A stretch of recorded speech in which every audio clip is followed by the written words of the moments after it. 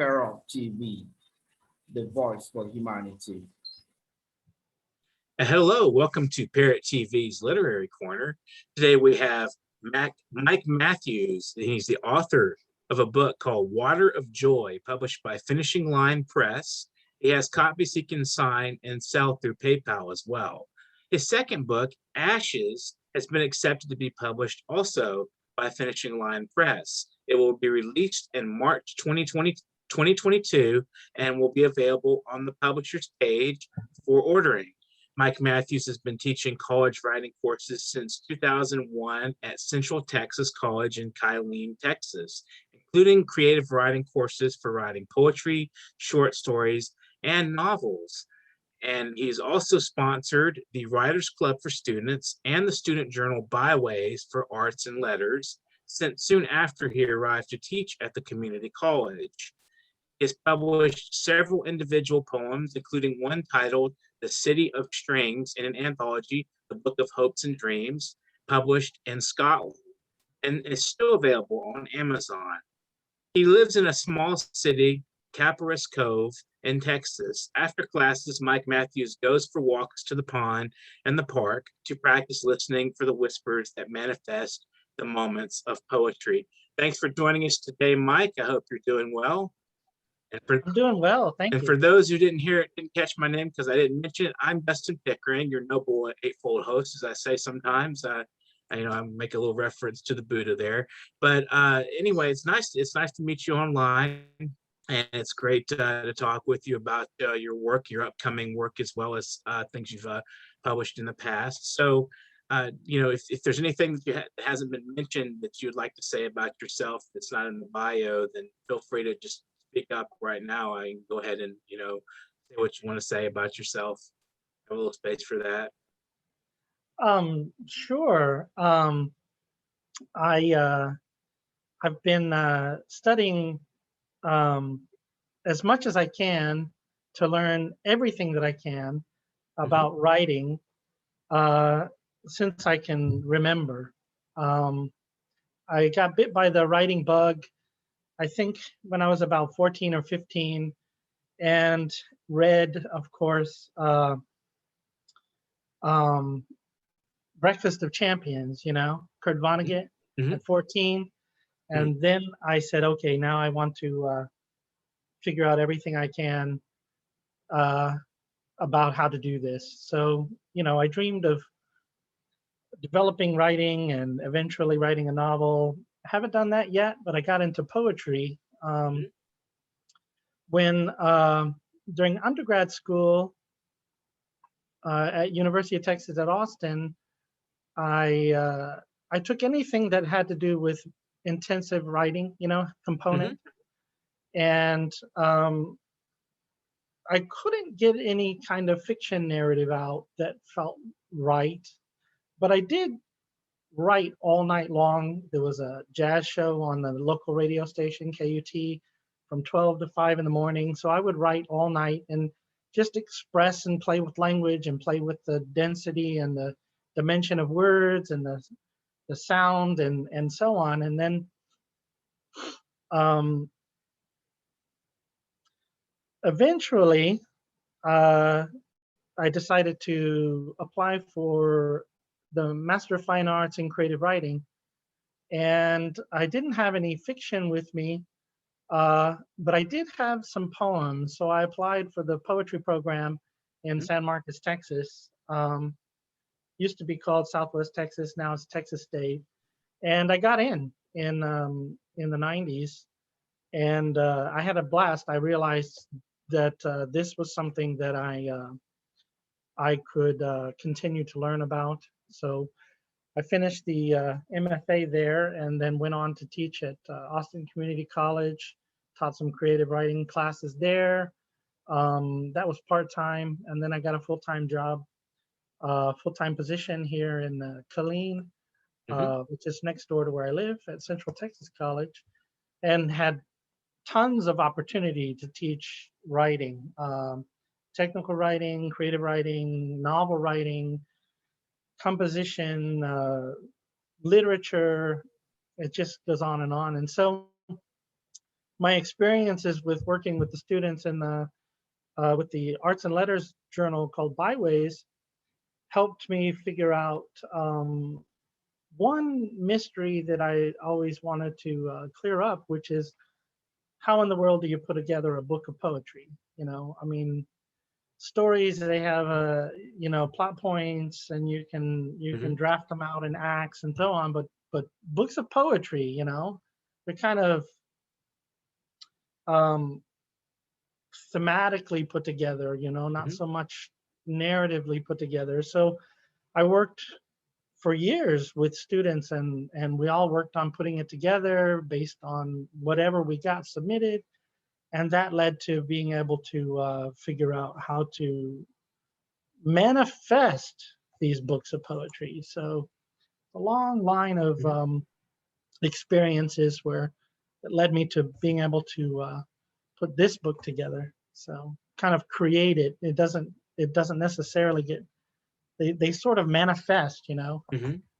So Now, did that title by any chance come from your walked around the pond and the water of joy? I just wondered. That seemed I like was wondering if you would ask me that, because I've been thinking about how to explain that title. And no, it's not about walking around the pond, but it is the title poem. I mean, it is the poem.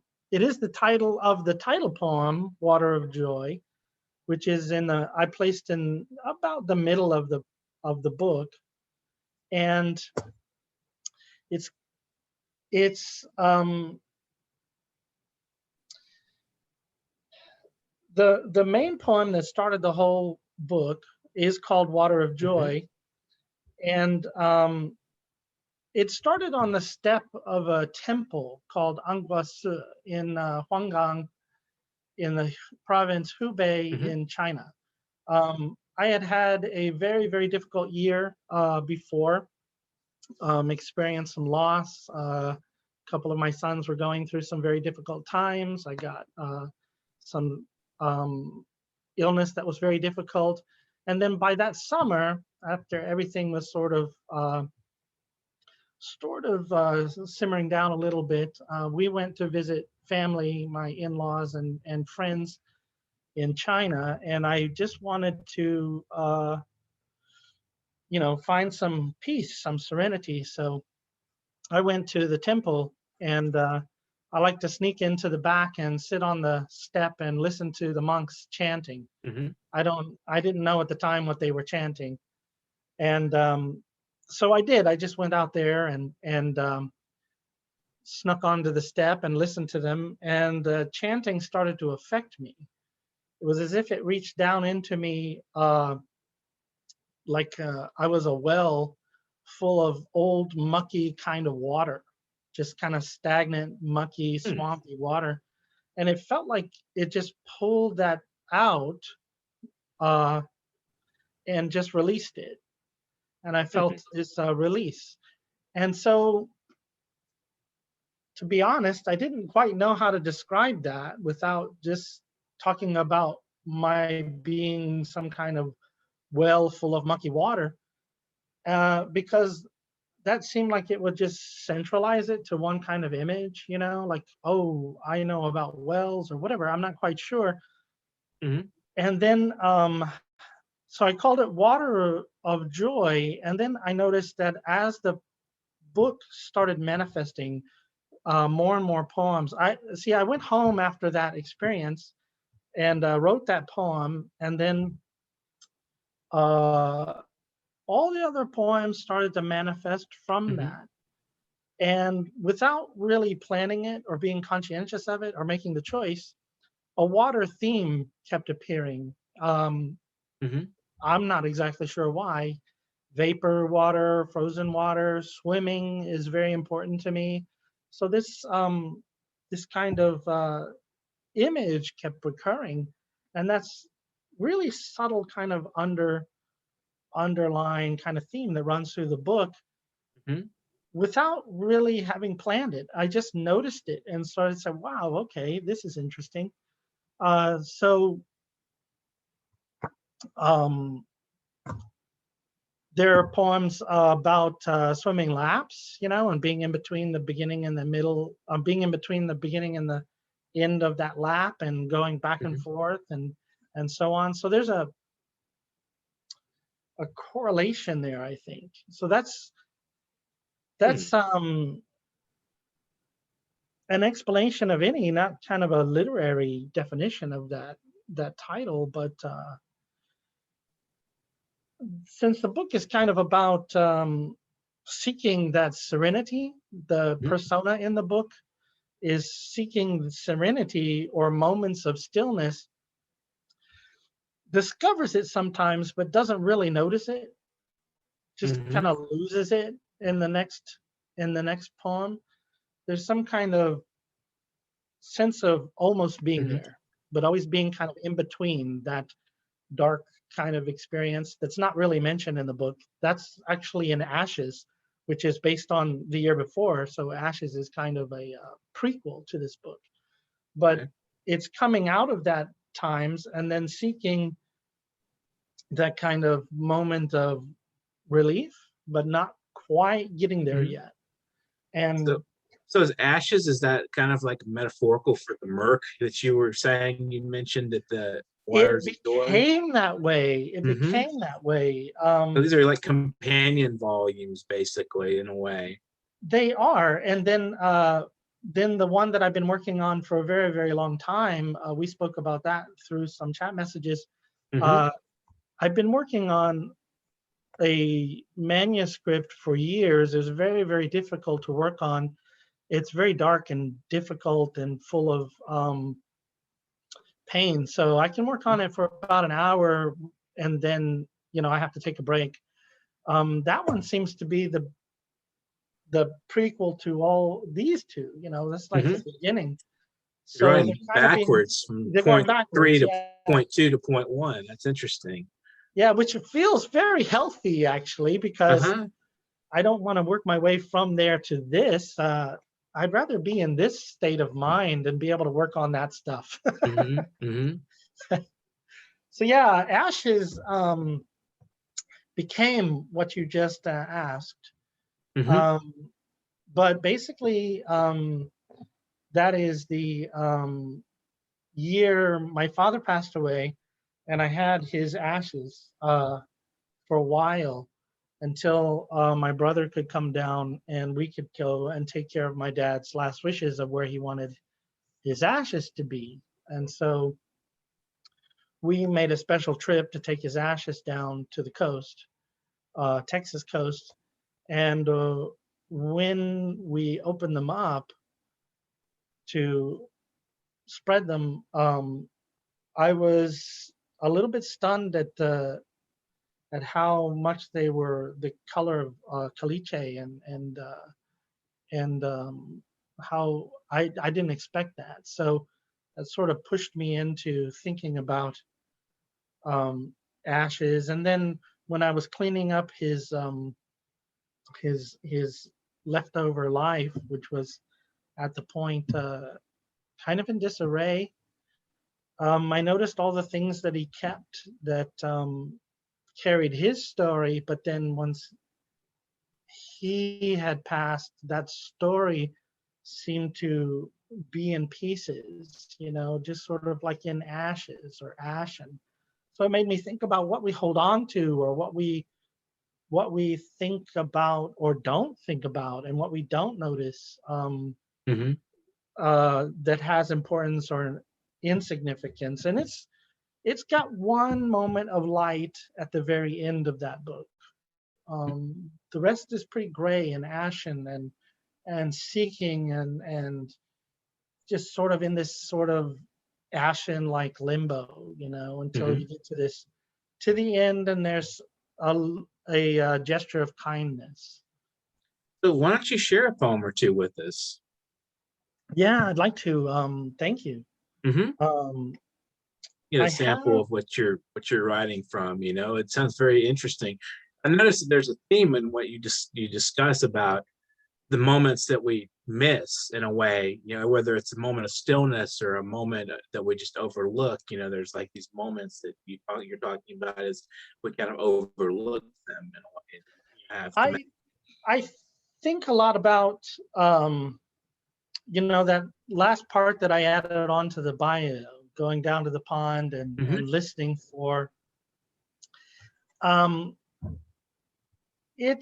think of it like some people describe meditation, where the kind of random and effective thinking that we have often that sends us in several different directions, the Right. things that we think we need to be doing, or how we are affected by the past, or how people are bothering us, or how people are not bothering us, just on and on and on.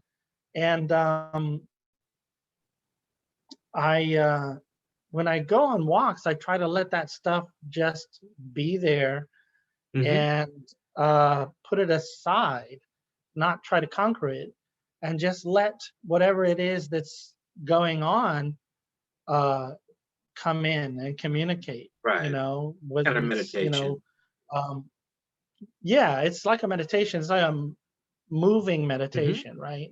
It's, so that's what I think about a lot. Rather than projecting a meaning onto something and then getting frustrated that it doesn't really fit my category. I want to be able to see what it tells me. So it's your that's Did that good. answer I your think what's question? your poem? Well, the poem, I'm going to read the first poem in Water of Joy. It sets the tone of the whole book.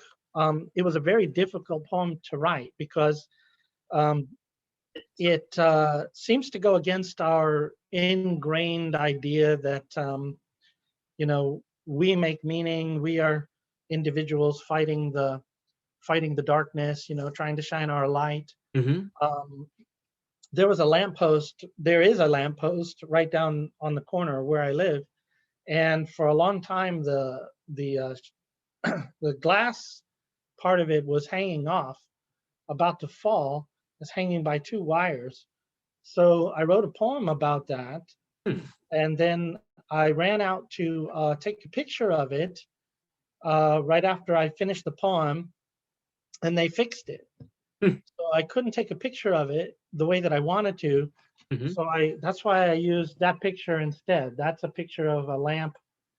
And I took that picture during a walk with my friends in China, and that's on the edge of a park that's all set up to being dedicated to a very famous poet from the 12th century, Sudong Po. So his lamp is shining down on my title that I got from a temple that he probably hung out in the 1100s. So it's all kind of serendipitous. It's kind of bizarre. But this one, I'll read it. It's about that lamp. Okay. It's right before sunrise. It's called Before Sunrise.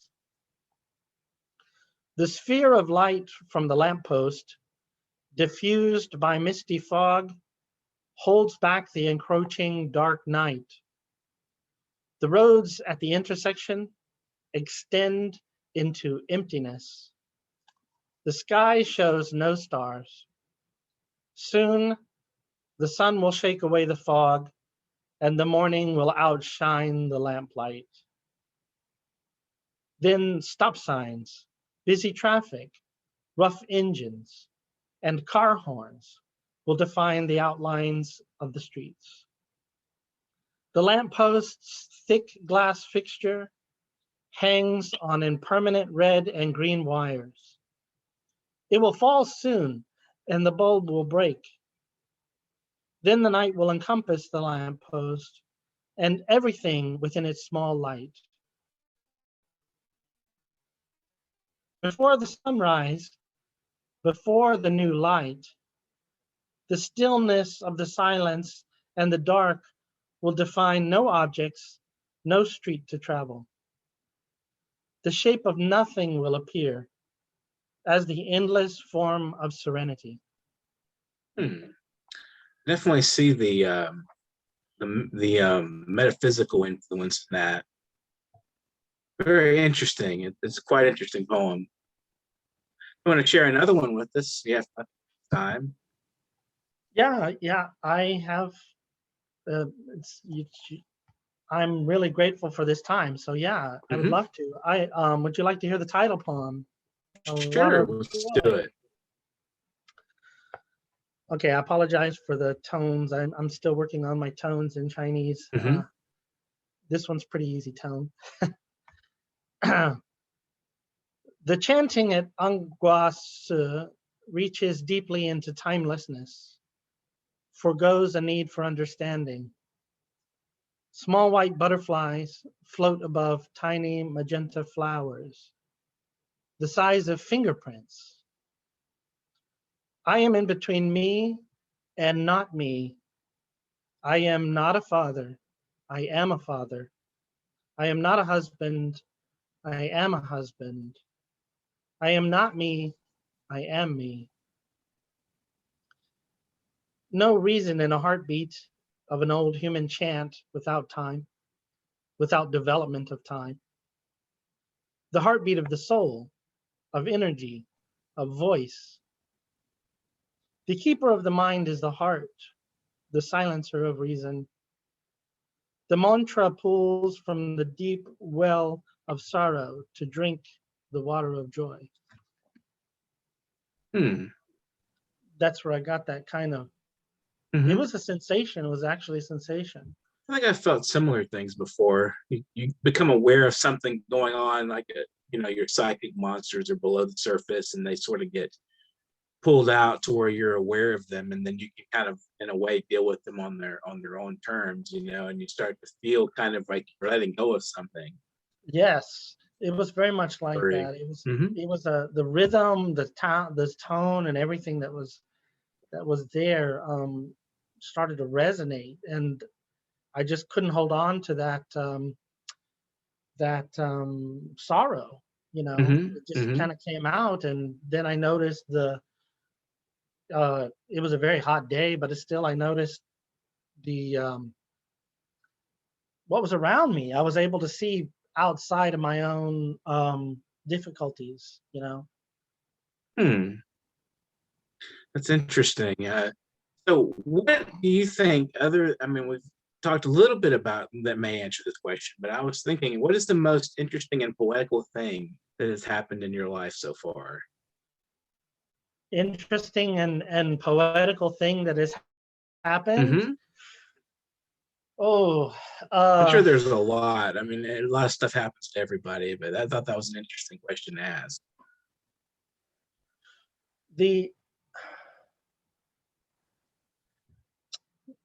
When I was about 19 or so, my stepfather, who I feel like is another father, he always worked in physical jobs. We worked in the greenhouses when I was a teenager. 122 degrees outside. He made sure I knew how to work on a car, all kinds of physical kinds of things. My father was a psychologist, and he worked on.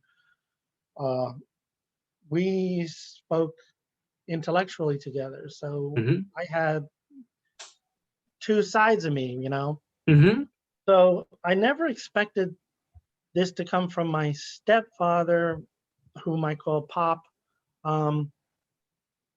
But I was sitting there, and he said, he just looked at me and he said, okay, you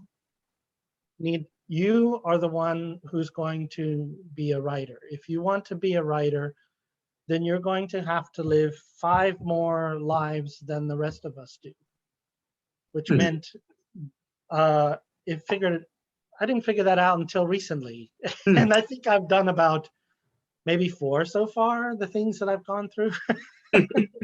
I kind of understand where he's coming from. It's interesting. Kind of out of the blue, you have a very practical minded person that you wouldn't expect to understand or grasp, writer's life, and he just kind of throws out the most perfect wisdom. Yes, a writer. yes, and Interesting. he has. I was lucky to have two awesome father figures with the best hearts, best compassion, and um, and a good mother figure who's an artist. That's her piece right there.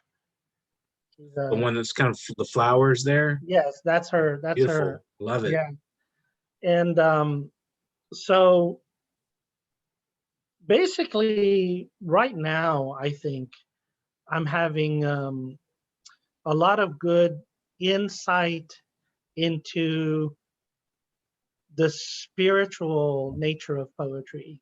Hmm. Never really said that way before, but um,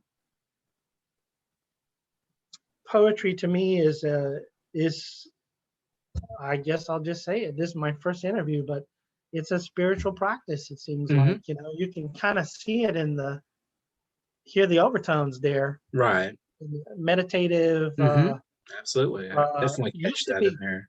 yeah, it used to be quite internal. So I worked on trying to get it out more into more you know um observational, and those kind of merged a Hmm. little bit. You know how Elizabeth Bishop poetry is very from a perspective of an observer. Hmm. It's really awesome.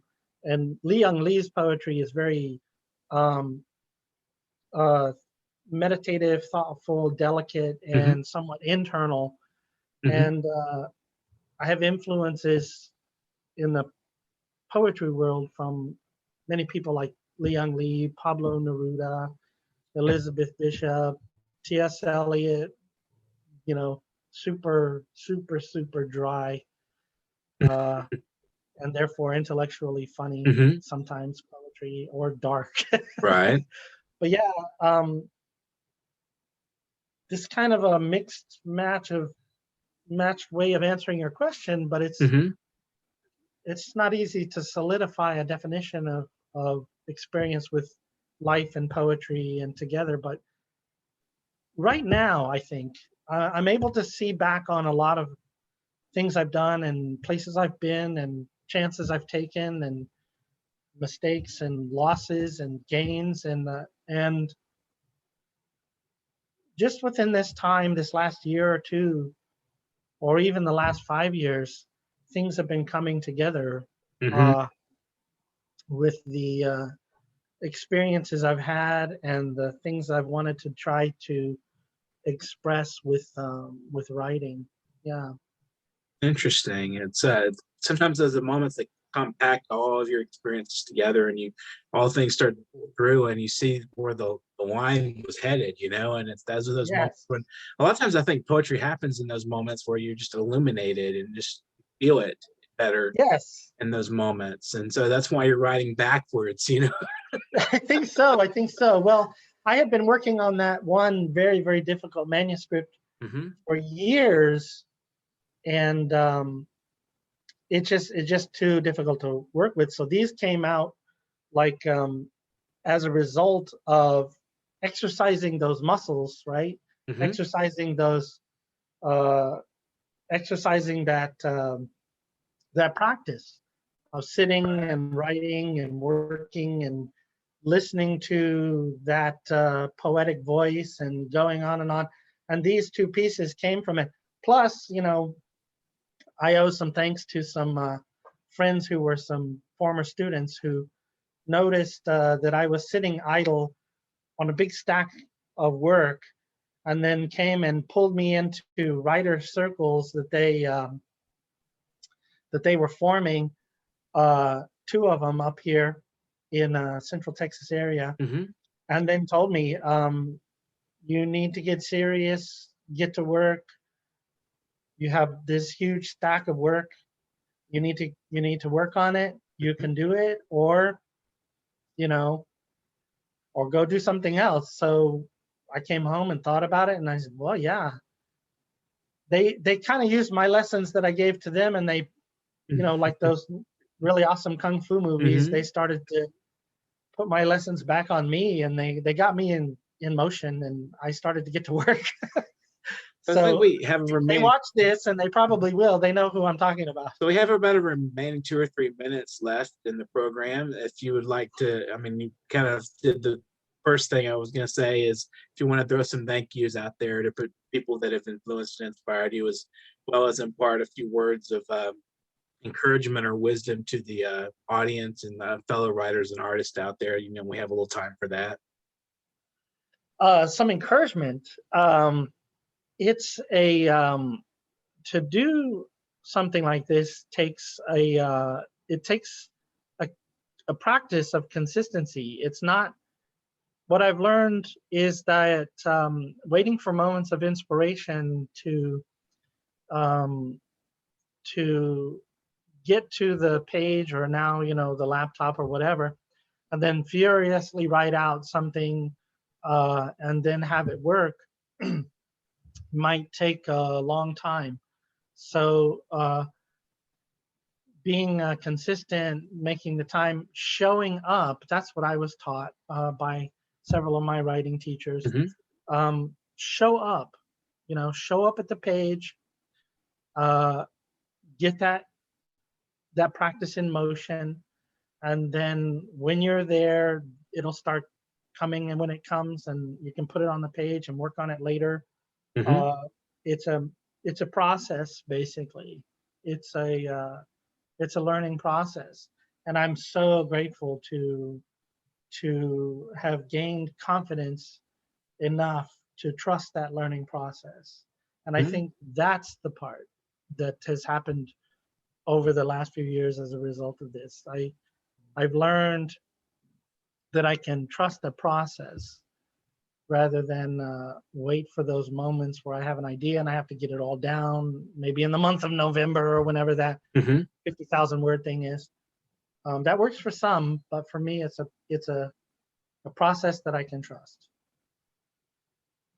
If you want to say some thank yous, I don't know, to professors who've encouraged you, family, friends, students, whoever you would like to thank.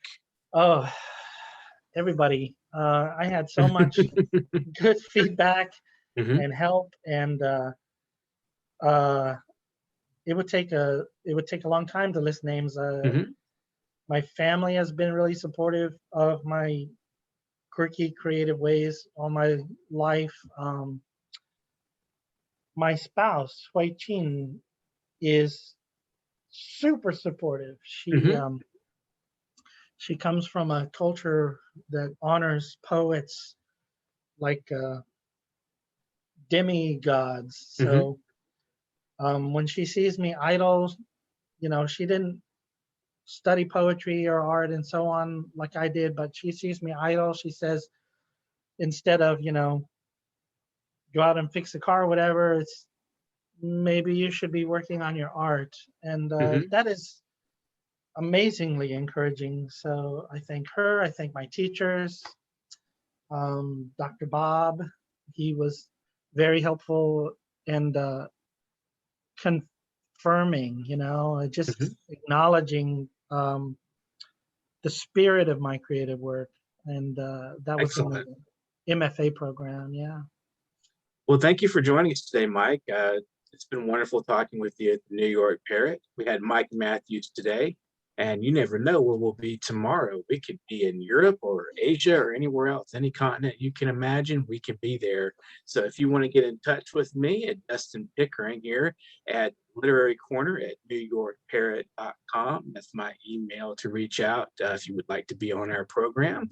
And if anyone out there would like to donate, we have the link right there on our YouTube. It's paypal.me/nyparrot. That's paypal.me/nyparrot. And this has been a wonderful program. We're looking for 1 million subscribers. That means if you have not subscribed, everyone must subscribe. You must spread the word out there to our viewers. Everyone must talk about us. We are going to be super famous one day. So please get the word out to everybody who's watching this program. Talk about us and spread the word. We're looking for 1 million subscribers. This has been the New York Parrot Literary Corner. I'm Dustin Pickering. I hope you all have a great afternoon and keep watching. You'll see us again tomorrow.